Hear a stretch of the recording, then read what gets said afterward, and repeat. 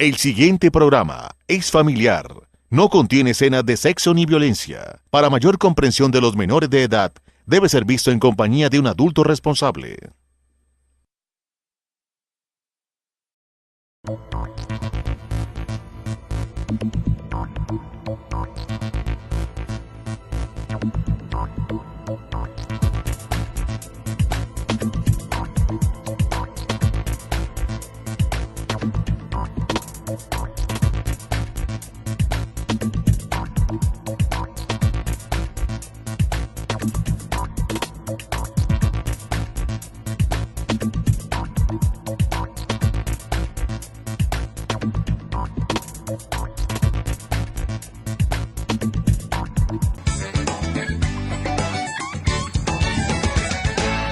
Muy buenas noches para toda la amable teleaudiencia de Paso TV.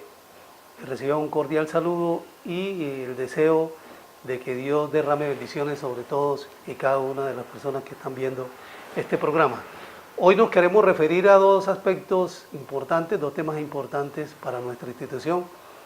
Uno relacionado con una visita de referenciación que hizo el hospital a tres instituciones que están debidamente acreditadas en el país, instituciones de salud, y la otra tiene que ver con unos trabajos de investigación que va a presentar el hospital junto con la Universidad de San Gil, Unisán Gil, en el Congreso de Enfermería que se realizará esta semana.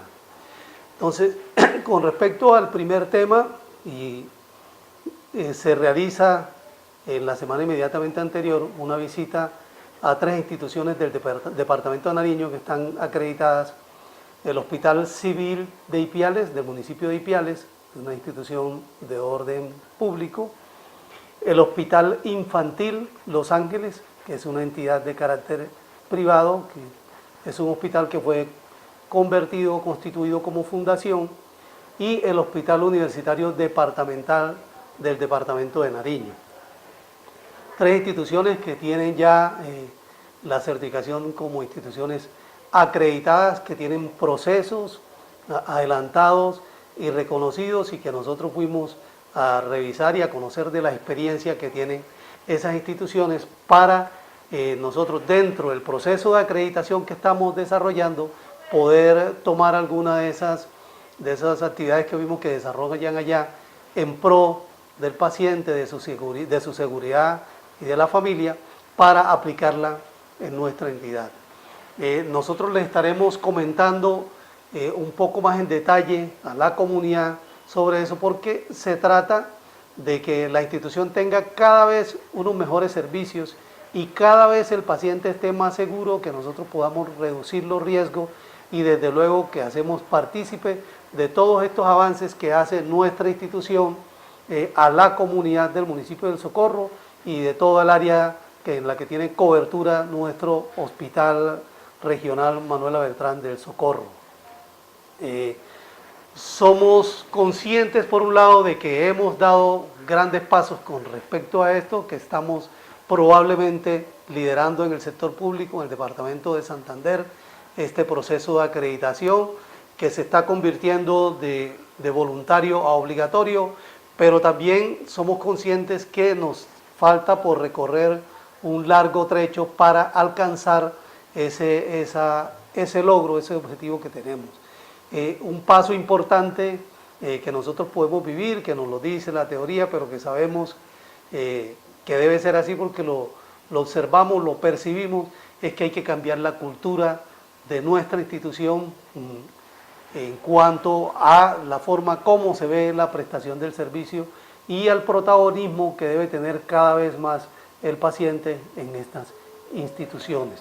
Entonces, es importante temas como la humanización, desarrollar este tema a profundidad en nuestra institución, en nuestro compromiso, la seguridad del paciente, como decíamos, el enfoque de riesgo, es decir, reducir al mínimo los riesgos que puedan tener los pacientes al ser atendidos en nuestra entidad, y el tema de la gestión tecnológica. Son aspectos muy importantes de este enfoque, de los enfoques que abarca el tema de acreditación. Entonces, como les decíamos, vamos a desarrollar un poco más y lógicamente involucrar a la comunidad en esto. El segundo punto que hablábamos es que además de, como el logro central o uno de los logros de nuestra institución, es que en el futuro se vuelva a convertir en hospital universitario. Para ello, dos puntales o dos bases, dos fundamentos básicos son el tema de acreditación y el otro es el tema de desarrollar investigación. El hospital ya viene realizando actividades de investigación y en un congreso de enfermería que se va a desarrollar en la ciudad de Pereira en esta semana, si no estoy mal los días jueves y viernes, se va a presentar dos trabajos por parte del hospital, un trabajo relacionado con la flebitis que origina la aplicación de los medicamentos o de la aplicación de catéteres, la colocación de catéteres en nuestros pacientes. Es un trabajo desarrollado por las dos instituciones, el Hospital Manuela Beltrán y por la Universidad Unisan Gil, que ya fue presentado al observatorio del departamento, de la Secretaría de Salud Departamental, y además otro trabajo más reciente relacionado con el tema de caída del paciente, que también es muy importante para lo que hablábamos de la seguridad del paciente. Esto va a ser presentado en un congreso que tiene todo el reconocimiento a nivel nacional y que además habrá participación de entidades del orden internacional. Tenemos conocimiento que hay participación de Brasil. Al comentarles pues estas dos cosas, pues es para manifestarle y para que conozcan que el hospital continúa con ese proceso de desarrollo que ha venido realizando durante los últimos años y que lógicamente ha querido siempre que la comunidad se entere de lo que ocurre en el hospital y que además de eso, que cualquier concepto que tengan positivo o incluso negativo nos lo hagan saber. Nosotros estamos recibiendo permanentemente información, no solo quejas. Debo manifestarle que también recibimos felicitaciones por parte de la comunidad y por parte de personas que vienen de otras regiones del país. Pero de igual manera las dos cosas nos sirven para motivar a las personas y las quejas para poder realizar actividades que permitan mejorar los servicios. Muchísimas gracias por la atención y que Dios los continúe bendiciendo.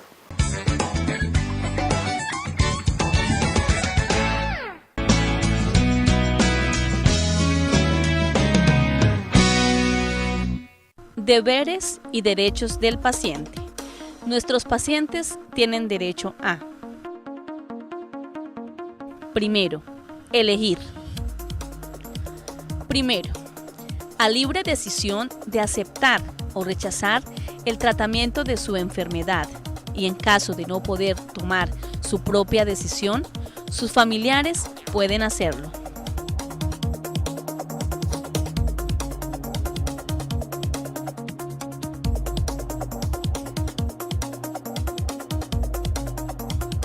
Segundo, a decidir si participa o no en investigaciones. Tercero, a tener libertad de expresar si desea o no recibir visitas durante su hospitalización. Cuarto, a tener un médico responsable de su atención.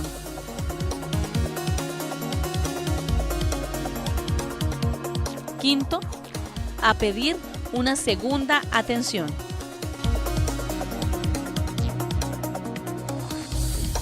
Segundo, estar informado y preguntar.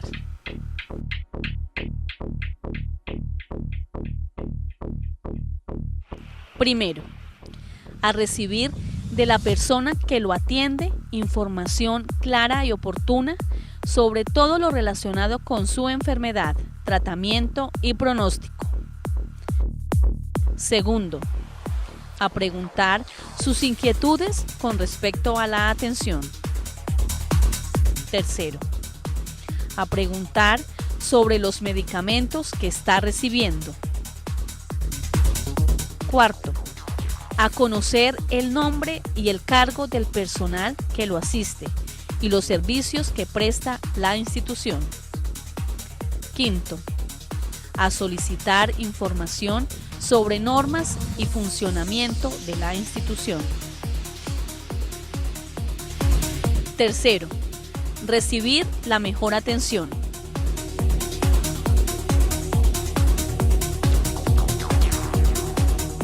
Primero, a recibir atención profesional de acuerdo con su enfermedad y con el recurso del hospital.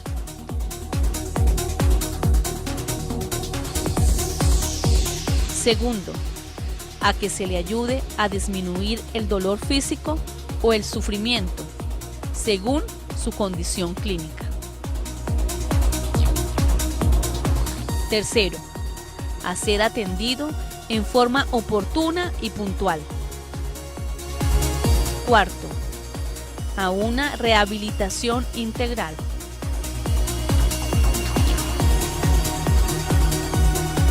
Quinto, a recibir un trato digno, respetando sus creencias y sus costumbres, sin discriminación por razón de edad, raza, sexo, ideología, religión o condición socioeconómica. Cuarto, la seguridad. Primero, a que se le proporcionen los medios adecuados y disponibles para evitar el daño a su integridad física. Segundo, a tener un sitio seguro para el cuidado de sus pertenencias. Quinto, privacidad y confidencialidad.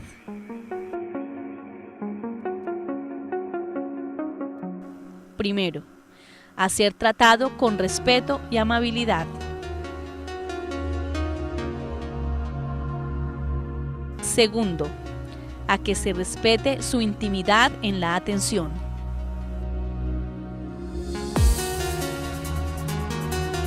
Tercero, a ser informado cuando va a recibir atención por parte de un docente, que se esté acompañado de uno o varios estudiantes, pudiendo aceptar o no dicha atención.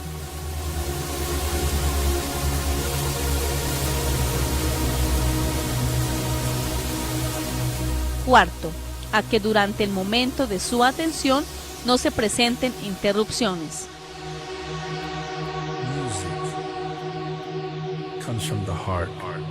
Quinto, a mantener la confidencialidad sobre su enfermedad y el contenido de la historia clínica, la cual solo podrá ser revelada en caso de que el paciente lo solicite o cuando sea requerida por una autoridad competente. Sexto, a que pueda expresar la necesidad de no ser revelada su identidad en casos especiales durante su proceso de atención. En caso de suplantación de identidades, no es posible cumplir con este derecho. Deberes. Nuestros pacientes tienen el deber de: primero, asistir puntualmente a las citas y procedimientos programados.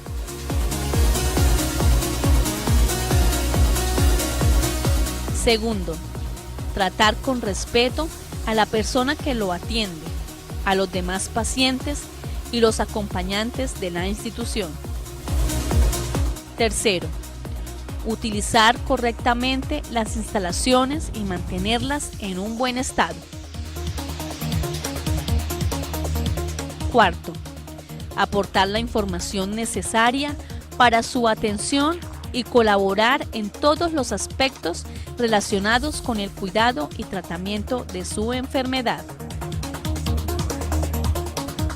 Quinto, cuidar de sus pertenencias siempre y cuando su condición clínica se lo permita.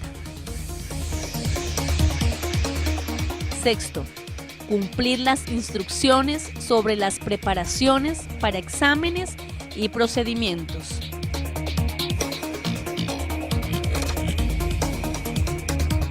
Séptimo, evitar comportamientos agresivos contra las personas que lo atienden.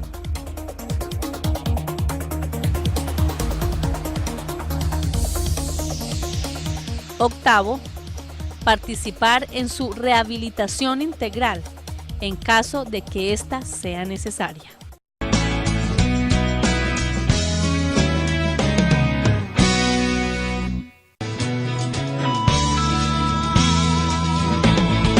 En el día de hoy vamos a desarrollar un tema que tiene que ver con la causa o la etiología de las enfermedades mentales. Vamos a empezar señalando que el comportamiento de los seres humanos, es decir, a lo que nosotros podríamos asignarle la definición de comportamiento normal, depende de varios factores. Uno de ellos es el tema de lo biológico, o lo hereditario, o lo que llamamos la herencia. Eso está contenido en lo que llamamos el plasma germinal.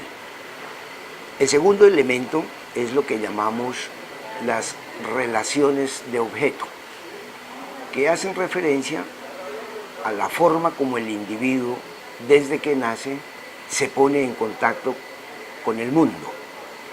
A través de esos elementos, el individuo va adquiriendo enseñanzas, aprendizajes, conocimientos que se van dando a lo largo del ciclo vital. Y el tercer elemento es el medio ambiente, es decir, que estas tres circunstancias son las que hacen que el comportamiento de los seres humanos se defina como tal. Igualmente, la enfermedad mental es una alteración en el proceso de salud que está determinada por los tres factores que anteriormente señalé, es decir, lo biológico hereditario, las relaciones de objeto y el medio ambiente en el que se encuentra inmerso el individuo. Hay que separar de un comienzo todas las enfermedades mentales que tienen que ver con las alteraciones estructurales del sistema nervioso central. Me explico. Hay condiciones de salud como por ejemplo un tumor cerebral, una neoplasia cerebral, una infección en el sistema nervioso central como una encefalitis de tipo viral o de tipo bacteriano, una circunstancia de tipo metabólico, un traumatismo cráneoencefálico, una enfermedad de tipo vascular, que tienen en común algo que tenemos que tener claro los médicos, y es que todas estas alteraciones estructurales del sistema nervioso central se empiezan a expresar a través de alteraciones de la conducta o del aparato mental. Es decir, primero hay síntomas mentales en los daños que he mencionado. Por eso es necesario que todas estas alteraciones siempre sean evaluadas por un médico, porque puede ser que algún trastorno mental de estos no sea visto o evaluado por una persona idónea y tienda a plantear solamente que es un trastorno mental de origen psicológico, ignorando que detrás de ello haya una causa de tipo orgánico biológico. Por eso entonces es muy importante llamar la atención en ese sentido. Antes de hablar de un trastorno mental, desde el punto de vista médico, se hace necesario hacer unos diagnósticos diferenciales que nos permitan estar completamente seguros de que se trata de un trastorno mental de origen psíquico y más no un trastorno mental de origen biológico o de origen estructural.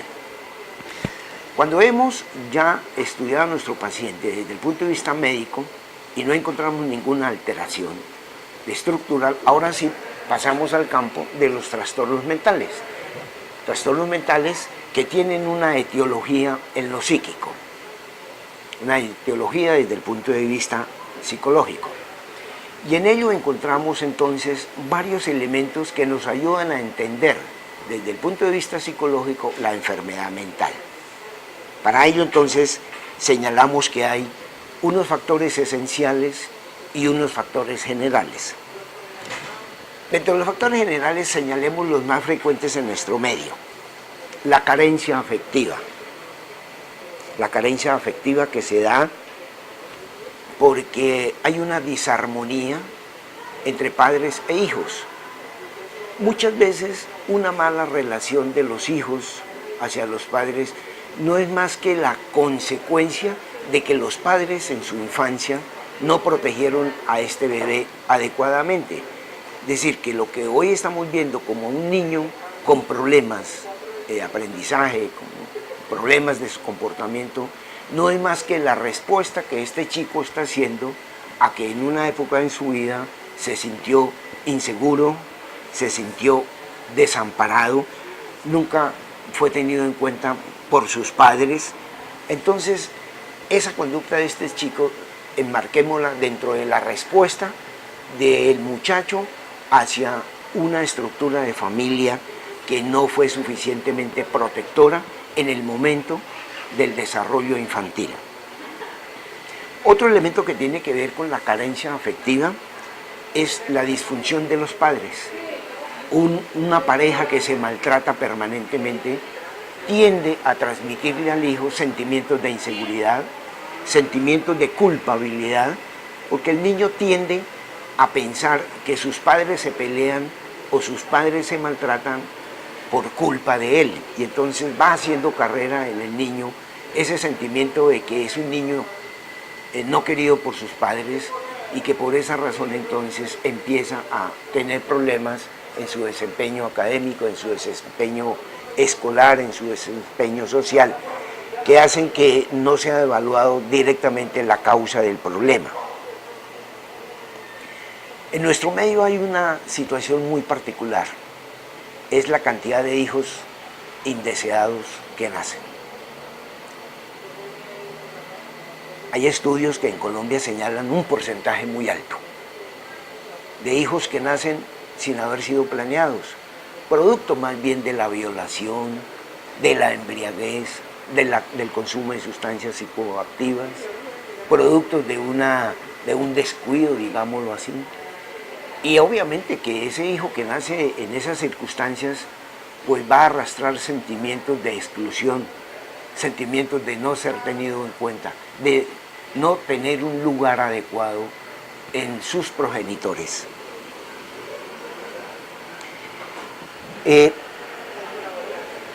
Otra característica u otro factor que interviene en los trastornos mentales desde el punto de vista psicológico es el duelo.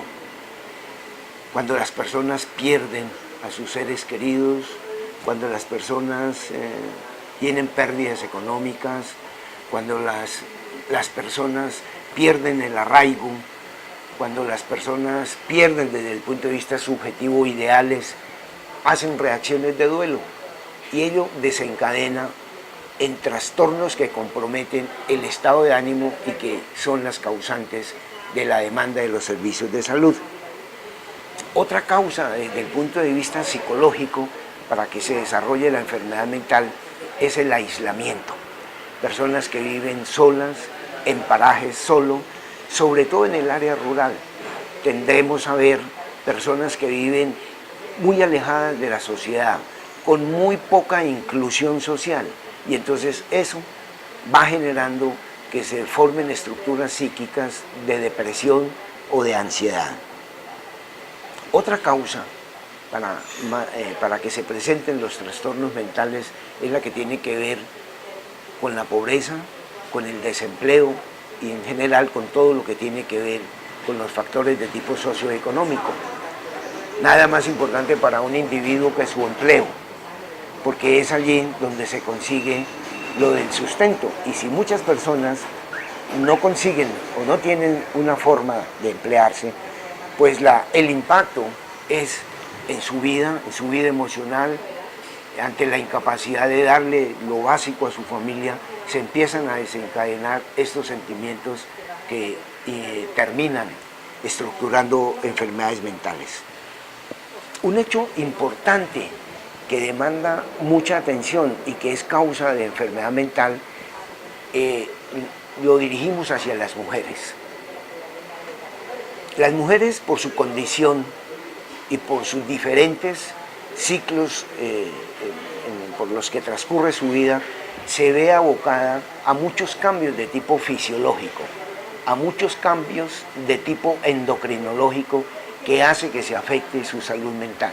Por ejemplo, la pubertad, la menarquia, la venida de la primera menstruación se convierte, de hecho, en una alteración estructural, porque es la aparición de nuevas experiencias, de nuevas formaciones a nivel corporal que le van generando a la niña cambios en su estado de ánimo, cambios que muchas veces son incomprensibles y que les generan muchas veces también trastornos de ansiedad. Ese primer elemento en la vida de las mujeres desencadena con mucha frecuencia trastornos de tipo ansioso, trastornos de tipo depresivo que ameritan la orientación por parte de los profesionales de la salud mental. El otro escenario en el que las mujeres se ven inmersas y que con frecuencia presentan trastornos mentales es durante el embarazo. Durante el embarazo hay muchos cambios de tipo endocrinológico que son factores de riesgo para desencadenar trastornos depresivos. Importante señalar también que en el parto y después del parto, muchas mujeres hacen o presentan trastornos afectivos, trastornos depresivos, trastornos ansiosos. Por eso dije entonces en el comienzo que las mujeres tienen una condición muy especial por su condición biológica, tienen un factor de riesgo a que se presenten con más frecuencia los trastornos mentales, habida consideración de los señalamientos que acabo de hacer. Otro elemento que tiene que ver con el desencadenamiento de los trastornos mentales es el de la fatiga, es el del cansancio, es el de someterse a agotadoras jornadas laborales sin descansos adecuados. Ello va posibilitando que se debilite el yo, que se debilite la capacidad de integración del yo y entonces deba recurrir a esta persona a la utilización de muchos mecanismos de defensa para poder sostener ese nivel de vida que ha encontrado que le es difícil debido a la excesiva carga laboral o a la excesiva demanda que el medio ambiente ejerce sobre él. Otro tema importante que genera trastornos mentales son los desastres. Digamos aquí los desastres naturales como las inundaciones, como los incendios, pero también los desastres de orden social, el desplazamiento forzado en nuestro país. Es una condición que está generando muchos problemas de salud. Es vergonzoso que en nuestro país haya más de 5 millones de colombianos desplazados, desarraigados por culpa de la violencia. Son estas personas que llegan a los centros urbanos totalmente desprotegidos, sin pertenencias porque todo han debido dejarlo, a una ciudad donde son desconocidos, donde no tienen medios de vida y entonces ese es un factor de riesgo para que con frecuencia se generen demandas de salud mental en estas personas. El tema de la desprotección afectiva tiene que ver, para ampliarlo, en nuestro medio, por ejemplo, con circunstancias que tienen que ver con lo que llamamos los hijos ilegítimos. Ellos son personas que están expuestas por la exclusión social a la estigma y a que por su propia condición entonces desarrolle el trastorno mental. Otra circunstancia que hace que las personas se enfermen, la pérdida de sus padres, la ruptura de la relación con sus padres, ¿cierto? El desafecto está dado o está medido, está evidenciado cuando los niños no tienen un buen trato o no tienen un buen contacto con sus padres, o yo diría que casi nunca. Vale la pena preguntarse con qué frecuencia hablamos con los hijos, con qué frecuencia los abrazamos, con qué frecuencia hacemos contacto visual con ellos, para medir la cantidad de distanciamiento que hay entre padres e hijos, y ello como factor de riesgo para que los niños entonces escojan otras rutas en su comportamiento social. Ese es un factor de riesgo para el consumo de las sustancias psicoactivas, por ejemplo. Bueno, otro elemento que tiene que ver con los trastornos mentales desde el punto de vista de la etiología psíquica es la circunstancia que se presenta cuando hay padrastros o hay madrastras en una relación de pareja. Estas figuras paternales tienden a excluir de la vida familiar a las personas que no son sus hijos y no les dan el trato que ellos ameritan. Entonces, para concluir, desde el punto de vista psíquico, he hecho un relato de los factores de riesgo que podrían estar influyendo para que las personas tengamos alteraciones en nuestra salud mental y para que por ende se demanden los servicios de salud mental.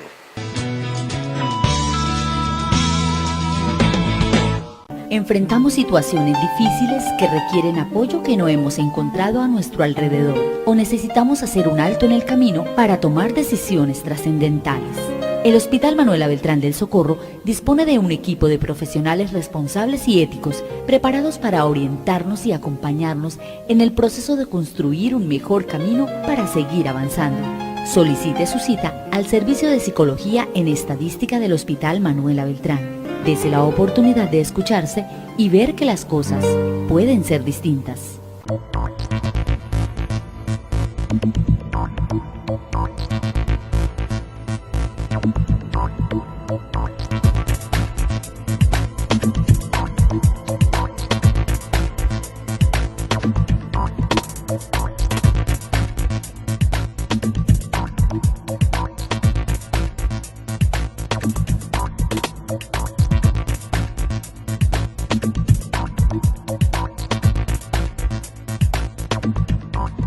Bye.